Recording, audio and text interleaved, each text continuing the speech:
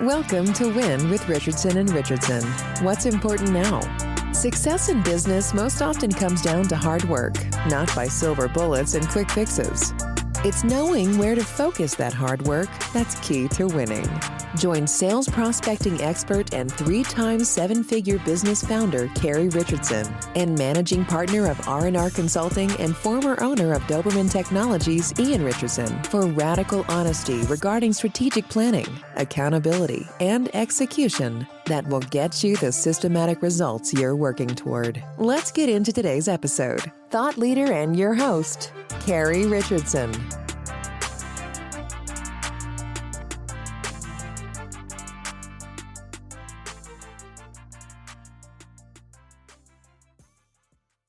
Hi, good afternoon or good morning. My name is Carrie Richardson. I am one half of the consulting duo Richardson and Richardson, and I am today's host for Win. Today with me is Joe Cardillo.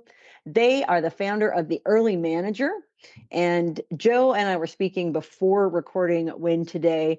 We actually connected on LinkedIn through a random post, and I really was excited to interview Joe based on the few things that I read on their profile, specifically around one North Star idea, which was listen 100 times, act 10 times, and talk about it one time.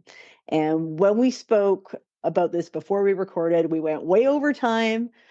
We spoke a lot about allyship and what that meant to Joe. And from there, we went into all kinds of other interesting places. But today specifically, we're going to talk about power and different forms of capital.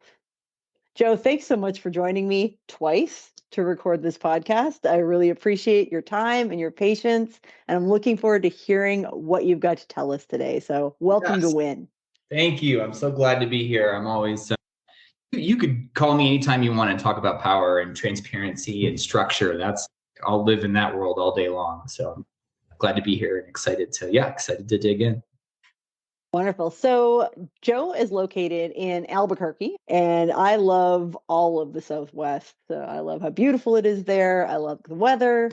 Tell me how you ended up in Albuquerque.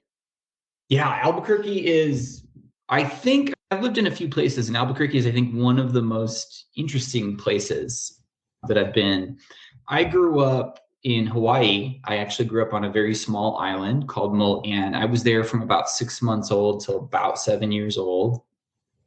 Parents moved us to Albuquerque mainly for financial reasons. It's really expensive to live in Hawaii. It's hard to find work, things like that, especially on a small island. And and then I grew up in Albuquerque, pretty much the rest of my life. I had an undergraduate college experience in Wisconsin. I lived there for a couple extra years. I've also lived in San Francisco. I was also in Boulder and Denver for just a little bit.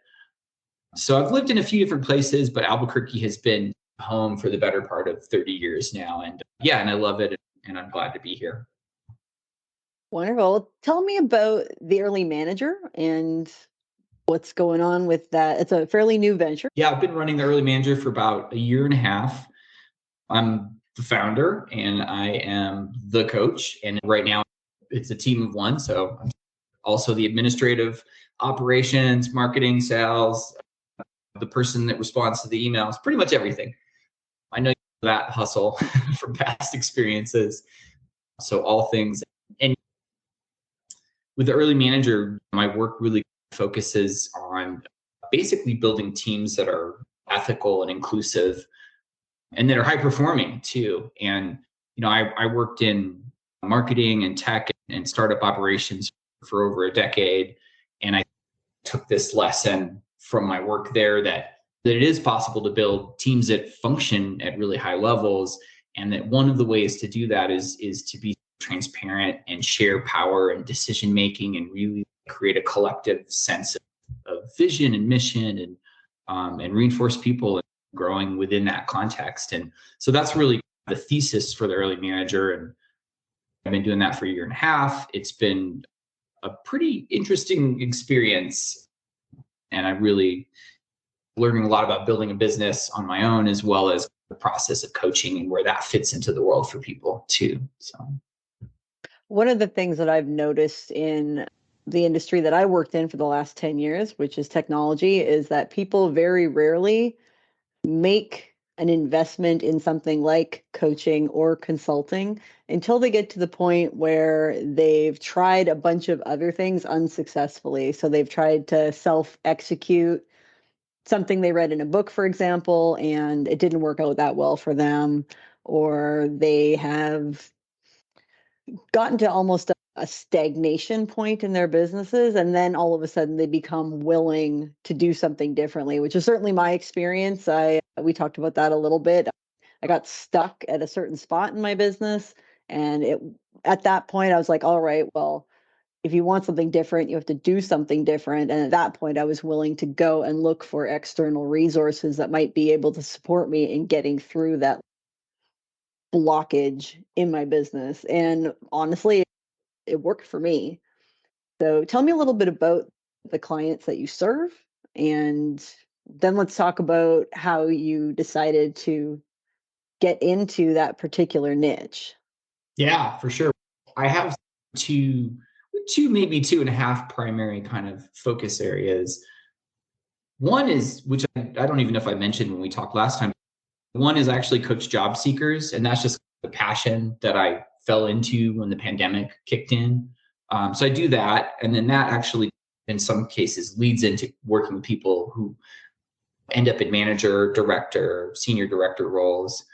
That's bread and butter, is like working with folks who are building teams and doing the day-to-day work of listening and putting structure in place and really growing their teams, essentially. So that's that second constituency. And then another constituency that fits somewhere into that same area is I do end up working with founders a lot who are early and mid stage, because they're usually running teams that are 3, 4, 5, up to 25, 30, 35 people. And so they're essentially having, in some cases, to learn how to be a manager as they're going through their first or maybe their second startup. Once you've done it a few times, it gets easier. But in the early going, a lot of founders run into the same kinds of challenges and problems. And I think a lot of it really does go back to what you were saying. Sometimes there's that scenario where you try the same thing a few times and it doesn't work. And you're like, there's got to be a different way to do this. And I always tell people the way I approach coaching is the way I approached being a manager when I first started doing that back in 2017, which is, if you can build for trust, if you can build for alignment, then you're automatically building for speed and for making things work smoothly. And I think a lot of people try to do that last thing first, right? They're like, I don't have time to listen. Like, we need to get things done. We need to get shit done and be serious about this and grow.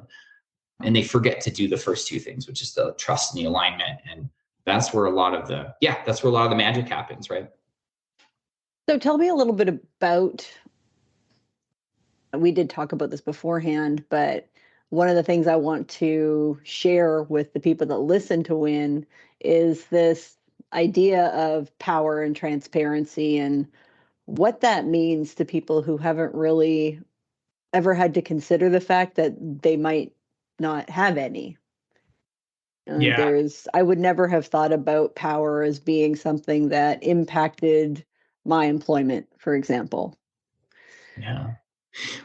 What's interesting, so, I mean, I think one of the things that I've learned is there are obviously a lot of forms of capital, right? And I don't come from wealth capital. Like, both my parents, my mom was an immigrant. My dad's family were immigrants from Italy. My mom moved as a child to New York City from Israel. And we didn't have, no access to capital, with all of the incumbent challenges that come with that. But I was blessed with and have developed a really keen sense of other forms of capital, like social capital, knowledge capital, that sort of thing. And my approach to it is to understand that everyone has some type of position. So whether you are, and I call it positionality, I didn't come up with that. That relates to intersectionality and other kind of similar comments and theories and philosophies. But I think when we understand our positionality and the degree to which we're able to make choices and make changes and also impact other people in that same place of making choices and challenges, then we intrinsically see power and capital, hopefully in a transparent and a positive way. And so a lot of my day-to-day work with coaches is to be like, oh, maybe you didn't think about that, but let's dig in, let's reframe it, let's figure out what's happening in a given scenario, and then let's rework it. And it may not always be about fixing or solving everything, but in a lot of cases it is about kind of seeing, recognizing, acknowledging, and then reworking what sort of exists in that given moment.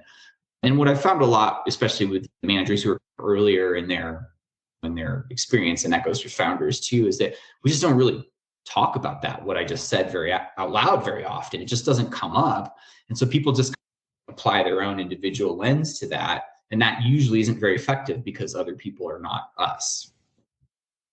We talk about listening, we talk about emotional intelligence, we talk about really paying attention to where people are coming from.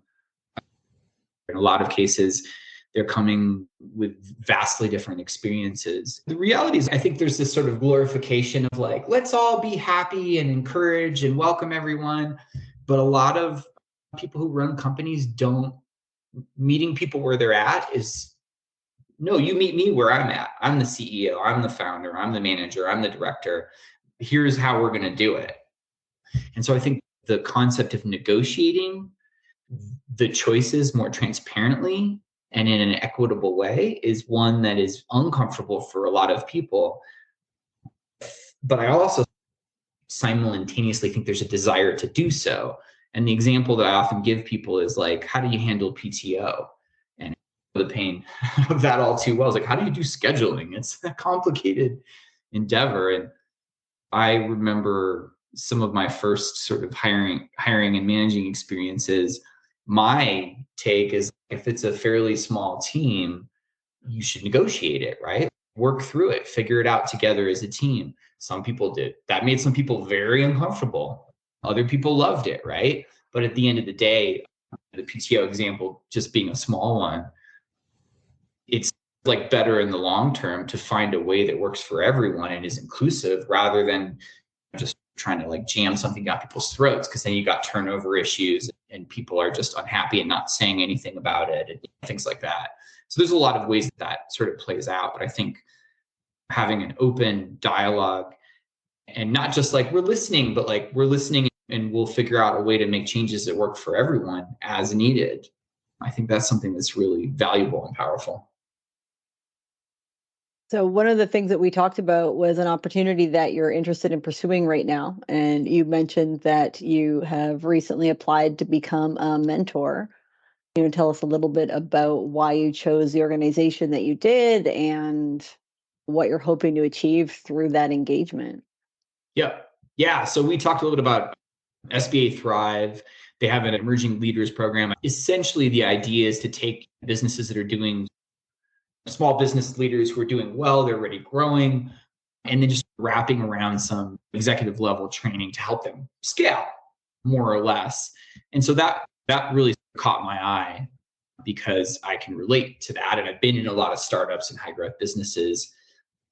And I appreciate the profile of the business owner or the founder who has found something that works. They've worked in the business, and now it's time to work around the business to grow the structural, opportunities and choices. And so I think that's always a very interesting sort of time period for a business to grow, whether it's been around a while and finally decided to leap, or it's early and it's growing very fast. Those are two kind of common profiles.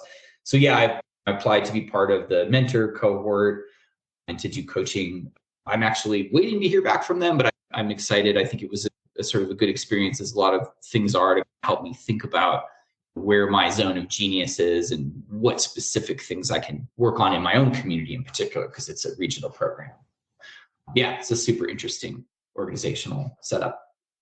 SBA was fundamental to the growth of my business. They introduced us to the Thrive Mentor program through that SBA Emerging Leaders program. And we had access to some fantastic mentors through that program. And I look forward to seeing you move forward as one as well. Is Yeah. there, I can draw on my own experiences as an entrepreneur where I didn't really start a business realizing that 3 years from that time, I would have 20 people to manage and no idea how to do it. Yeah. So, No one tells you like, okay, there's going to be a lot that goes into that. There's the business mechanics, the model, the finance, the accounting, the forecasting, oh, sales, marketing, client management. Yeah, and I haven't even touched on building the team. So it's way that's more the work. hard part, though. Like the team part is ultimately, if I look back on what did I struggle with the most, it was people. And I think it's like that for a lot of small business owners where we may have we're really good at doing something, right? And we believe that we can do it differently or better than, like the joke was, what do you need to start a business? And it was like, oh, a resentment and a coffee pot. And Yeah. that's it. Yeah. You need a chip on your shoulder and a little Yeah. bit of caffeine. Yep. Like, F this, I can do this better. Like for me, it was more of oh, wow, my current career path isn't working out for me. And I can look back on that now and 100% admit like a little bit of education or coaching or consulting or something to just teach me the basics would have been helpful. Like I can't even, like we had 70% turnover year over year. And that's Wow. fairly common in the call center industry, but we were able to get that down significantly once we started looking at the business through the eyes of our employees. Yeah. Like, why are That's people really coming to huge. work here? Yeah. Nobody That's wants to be a telemarketer, and we know that. Yeah. So you have to find some other connection that's relevant. And the other thing too is, so I worked in startups, went through startup accelerators and incubators. So I've been through that road of like the wraparound services. And the thing I always tell folks, which I think touches on what you were saying too, is like in that first year, 1, 2, 3, even 5 years, is like, and I have a lot of intro calls as a coach. It's part of the culture. And I always tell people, I'm like, look, I'm not attached. Like, if we should work together, great. Let's look for that alignment, seek that alignment if it makes sense. But it doesn't, even without that, the one thing I always want every manager, director, senior director, founder to know is you need proper resources and support. And you need to keep trying things, because if you don't have therapy, to work through your own life so that you know where the boundaries are between what you do in your life and what you bring to work. That's very complicated, right? Everybody's different. You got to have a therapist if you're going to be running a business. I recommend a coach, but you don't have to have one, and not everybody needs one. And sometimes it's a timing issue. Here's a must. You have to have a set of peers. If you don't know and have a regular set of folks who are experiencing what you're experiencing and going through it at the same time, it's very hard to do your work. Mentors, sponsors, there's a lot of different definitions out there in the world, but you need a good set of resources that do different things for your intellectual and emotional growth, as well as the growth of your business. Because at the end of the day, so it's like you probably experienced it. You don't know what you don't know. And then you get there and you're like, wow, I've got to figure this out right now. This is pretty hard to do. And certain things where there's a lot of relationship mechanics and like trust being built, like you can't do that in 20 minutes, right? That the team building part of it takes time. It takes what I call long lead listening. It takes this real kind of evolution. And so you have to have enough supports and resources in place. Otherwise, it's very hard to not just validate the business and the product and the customer set, but actually build it in a way which it's repeatable and doesn't harm people, including yourself, as well as your employees, customers, stakeholders, et cetera. Can you dig into long lead listening? I've never heard that phrase before. Yeah. I think it's more important now than it's been in a long time. And it's just the way this is the sort of short definition, is stuff that you keep returning to. And, people probably have other phrases and words for this, but I think I'll give the classical example. Like when you work with folks, whether you're a founder or a manager or a director, whatever the case might be, you have folks on your team that report to you. Your job is to understand what's important to them, but you don't necessarily get an answer to that in the here and now. You get that answer over time, right?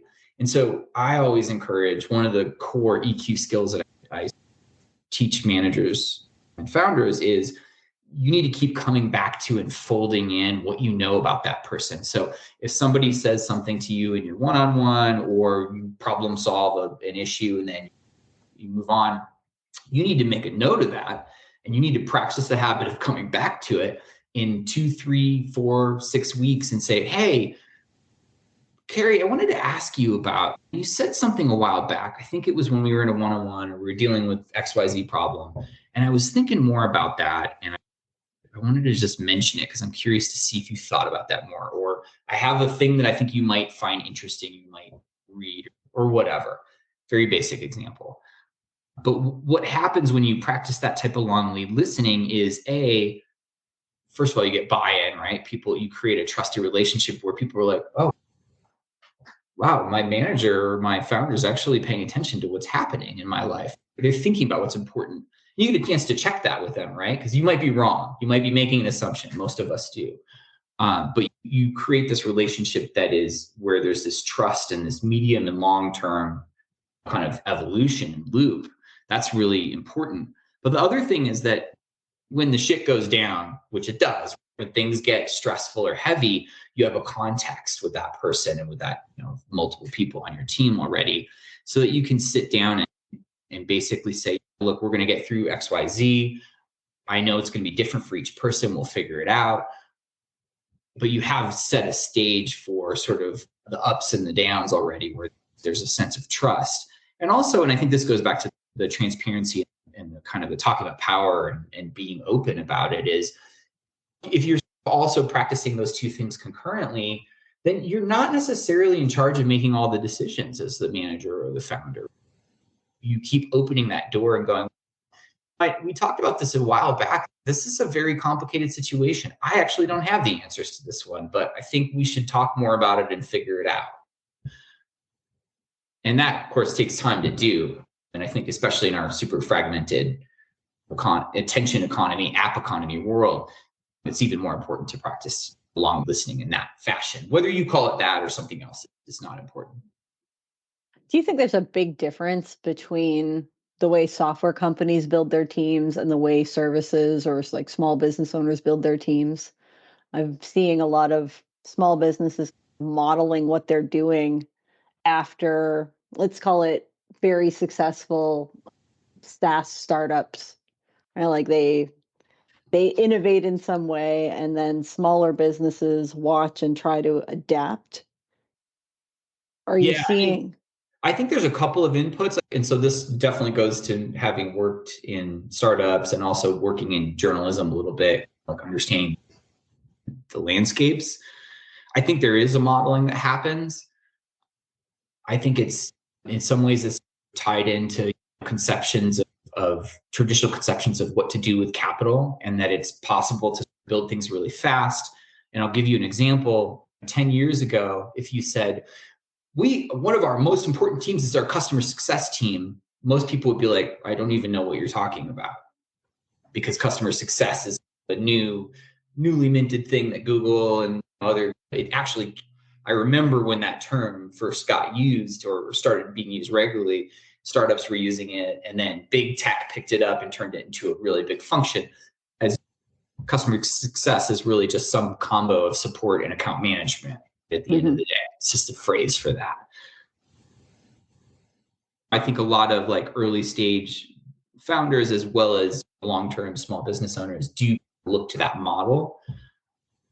And I think you can have the fanciest tech stack in the world and be using all the things, and you can still be missing some of what I was just describing, where you don't really have a real connection or relationship to your team. And like in a retail environment, for example, scheduling is very different. Than you can't have the same flexibility or freedom that you might have at a tech startup, where there's a lot more design, knowledge work, communications, things, engineering, things like that. But you can still have the same style of working and the same cooperative and collective approach. And it actually, one of the reasons that I always talk about it with people who are in both of those verticals is I think it actually de-risks your business in a lot of ways. It creates less stress on the people at the top to make all the decisions about all the things. and it gets buy-in, it creates trust and belonging, all those kinds of things. But it also means that there's a deeper and more consistent listening to the rhythms of the business, which again, you know a ton about having built some businesses. The rhythm is really important. And I think that's something that's applicable for both of those profiles. Is there anyone in the market that you think is doing an exceptionally good job of creating teams where the power is balanced and capital is attainable by teams at the people coming into the business, the people that have been with the business for a while? Who should we be looking to as examples right now? That's a good question. I think there's some movement in that direction at Microsoft, especially. There's certain teams and units that I pay sort of close attention to that are really interesting. So I see a little bit of that in that stack. I think a lot of the big tech companies they're struggling with what I'm describing, which is the degree to which we're leaving an era in which talking about inclusivity, talking about welcoming people, talking about diversity, really taking all of that stuff is now like being critiqued in a different way as this era shifts. And it's being critiqued especially by millennial folks, Gen Z, and then Gen Alpha, of course, is on the horizon too. And I think the general sort of philosophy there is, yeah, we see you. You're just talking a bunch of game about being a place that actually cares about its employees and is in a trusted relationship. But your structural norms are not set up for that. So I don't see a lot of it, unfortunately, and I think that's a reality of executive management. And because just to use an example, when people talk about kind of work flexibility, I'm like, cool. Every business should be thinking and talking about remote work. It should be thinking and talking about hybrid work. It should be thinking and talking about when and where it makes sense to be in person. So a lot of these sort of big narratives that are trying to make the decision about what is the future of work going to look like. It's going to look collective is my personal opinion, but I don't think a lot of people are prepared for that. So I don't think there are a lot of examples right now, but I think there is a growing set of cooperative startups, especially that are thinking about and doing it a little bit differently. Do you see the most opportunity being available at that kind of emerging stage where you can almost impact the way a business is going to be built versus coming in and trying to rip and replace what had been installed previously? Yeah, it's a good question. A lot of the big companies are salivating over AI and the opportunity to automate things. And I think some of them, I'm not going to go down the path too much, but I think some of them would love to automate the customer and the employee. Wouldn't it be easier if we could just have the capital exchange without any of people? Which you can tell sounds like the promised land. Yeah, you can tell by the tone of my voice, I'm not into that dystopia personally. I don't think it's going to come to fruition in the way that they maybe think on that side of the house. But I think that there is a very interesting opportunity. And I think because when you think about that adoption cycle of technology, which is faster than it has ever been, and it's getting faster, right? And I can't remember the chart. You probably can remember it. The one that's like, how long does it take for a business to come to market and then become the dominant and then maybe become decay, right? There's that cycle is getting faster. So I think there's a lot more room in the sort of, I guess I would call it like mid-stage startup to mid-market companies to impact that. And I think from a talent retention perspective, it's only going to get harder from the things that I see with clients and companies that I work with. So we're not going to see AI coaching coming out of the early manager anytime soon.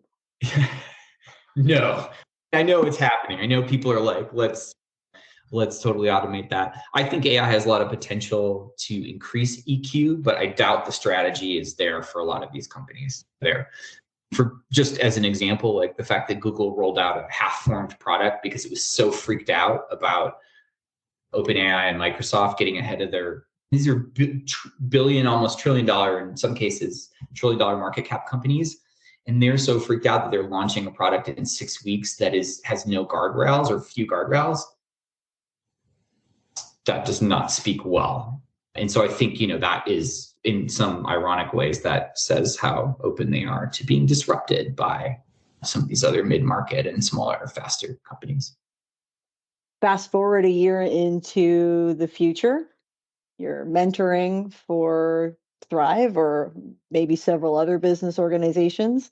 Is there a something you want to manifest today, like a business that you think would truly benefit from engaging with the early manager? Like, where are the places that you want to be a year from now? Yeah, I think. Put it out there. Yeah. It never hurts to say it out loud. I think that's useful. I think that sort of the place where I like to work the most and where I'm most effective, which is the two things I think about a lot, like anybody that's paying attention to purpose, is I think really working with companies that are in that kind of small to mid-sized realm. And I think especially companies that are interested in building either more cooperative models for the business overall, because there's actually a growing set of startups and companies that literally in their legal and financial structure are creating ownership, shares, equity.